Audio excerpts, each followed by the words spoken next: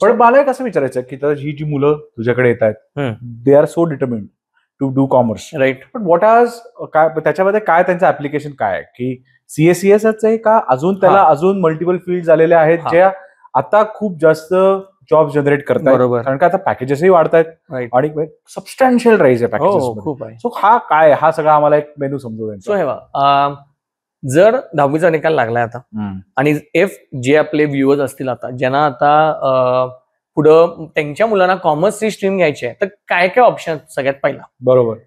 The first professional सांगतो सगळ्यात पहिले सीए, सीएमए आणि सीएस येतात. फुल फॉर्म चार्टर्ड अकाउंटन्सी, बरोबर, कॉस्ट मॅनेजमेंट अकाउंटंट आणि company secretary. These are all India level courses. Okay. Which exams are conducted by the central government. जसे UPSC होतात तसे या तिन्ही होतात. बरोबर. आता बऱ्याच पालकांना हा डिलेमा असतो की नाही सीए खूप वरती आहे, सीएस असं नाही, तीनो बी ऍट पार आहे, तिन्ही पण लेवल बरोबर आहेत, पण सगळ्यांचे स्कोप वेगवेगळे आहेत. ओके. तर जर तू सीए केलंस तर तुला जे जॉब ऑफर येतील ते तुला कसं बघितलं जाईल की बाबा हा मयुरेश टॅक्स वाचवू शकतो, बरोबर, मयुरेश ऑडिट करू शकतो, हे एक पर्स्पेक्टिव्ह झालं. सर सीएमए मध्ये काय झालं मग कॉस्ट अकाउंटंट, तू खर्च कंट्रोल करू शकतोस. आणि एक बेस्ट उदाहरण देतो तुला आत्ताचं, झुडिओ केवढं हिट झाले. Absolutely. And because of one thing, huge cost reduction. Exactly. Cost, तो that is cost management accountant. खर्च हे 3 पिलर आहेत कंपनीचे, finance, your cost and your last is CS. CS म्हणजे काय? कंप्लायन्सेस, लॉ, कायदा. बरोबर. म्हणजे हे 3 पिलर शिवाय कंपनी चालणारच नाही. आणि कोविड मध्ये सुद्धा एवढे जॉब सगळ्यांचे गेले, लॉट ऑफ पीपल यार, but these people were intact. CS, CMA, CS. कारण कंपनी बंद जरी करायची असली तर ही 3 माणसं पाहिजेत. एक्झॅक्टली. सो हे 3 जनरल अव्हेन्यू, हे 3 ऑप्शन झाले माझे. अजून काय याच्या व्यतिरिक्त भरपूर आहेत. बीबीए झालं तुझं, एमबीए यू कॅन डू. पण तुला एक सगळ्यात बेस्ट गोष्ट सांगतो, जी लोक बघायला लागली आहेत, सर मी सीए झालो, माझा मुलगा सीए झाला, that is the end of knowledge of what, का जॉब करून पैसे नाही. सीए ची साईन जी आहे ती फक्त कुठे चालणार? इंडियामध्ये, दुबईमध्ये. दुबईमध्ये पण यांचं चॅप्टर आहे. ओके. पण सर मला आता बाहेर जायचं आहे, युएसला जायचं आहे, ऑस्ट्रेलिया, तिथं काय करू मी? मला विचारच नाही कोण सीए, तू काय केलंस? So for that there are foreign courses. तो सीपीए नावाचा एक कोर्स आहे. ओके. फुल form certified public accountant. Okay. So त्याचे एक 1 शॉट एक्झाम असते, 4 पेपर असतात.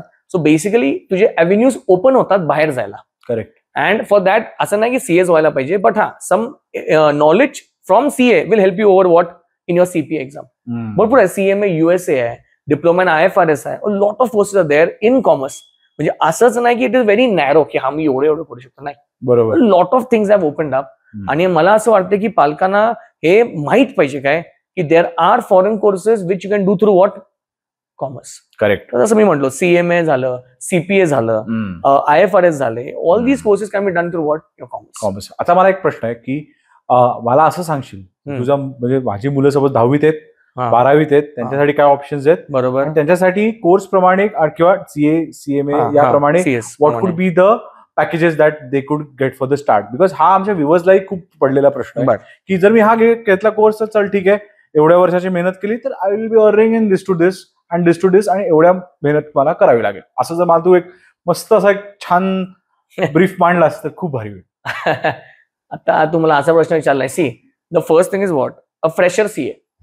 सीए झालं सगळं, 3 लेवल असतात, फाउंडेशन, इंटर, फायनल. इनफॅक्ट मी तुला अनेक सांगतो, like recently, so the main institute which they conduct the exam of CA, काही कॉलेज वगैरे नाही. बऱ्याच जण हा मोठा प्रश्न असतो, अरे सीए जे आहे ते कुठे आहे कॉलेज? कॉलेज वगैरे काय नाही, सेंट्रल गव्हर्नमेंट कंडक्ट करते exam. One institute is there, that is called as ICAI, institute of chartered accountants of India. So जेव्हा तू सीए होतोस, सीए झाल्यानंतर जे फ्रेशर तुला एक मिळणार, that will be round about 7.5 to 8 lakhs. Fresher म्हणतोय. Okay. You it might go round to what 12, 15, 20 पर्यंत जाईल. That depends on your cracking of interview and the company. ITC वे तू क्रॅक केलंस तर it will be picked up immediately. ICAI चे placement वगैरे असतात. तर प्लेसमेंट मध्ये if you are in that zone की नाही बाबा हा आम्हाला व्हॅल्युएशन करून देऊ शकतो, correct, then you get the momentum, get the package very good. पण एक गोष्ट मी ऍड करतो याच्यामध्ये, सीएचा आत्ता कोर्सचं जे हे होतं, जे फ्लो होता तो खूप चेंज झालाय.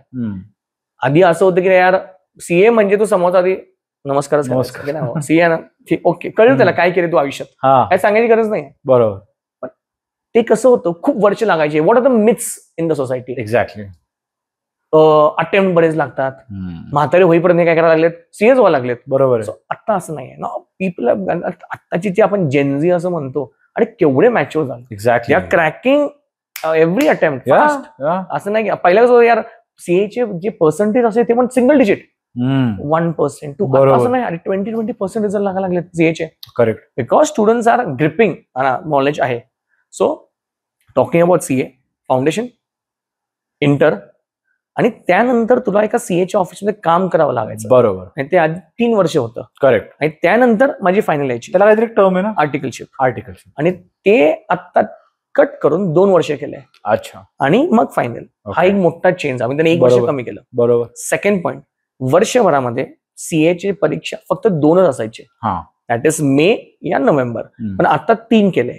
Now see why am I telling all this, याचा अर्थ हे आहे भारताला जास्त सीए पाहिजेत. बरोबर आहे. कमी आहे, कमीच. For that these guys are doing all these changes, and that's a very good thing. Okay.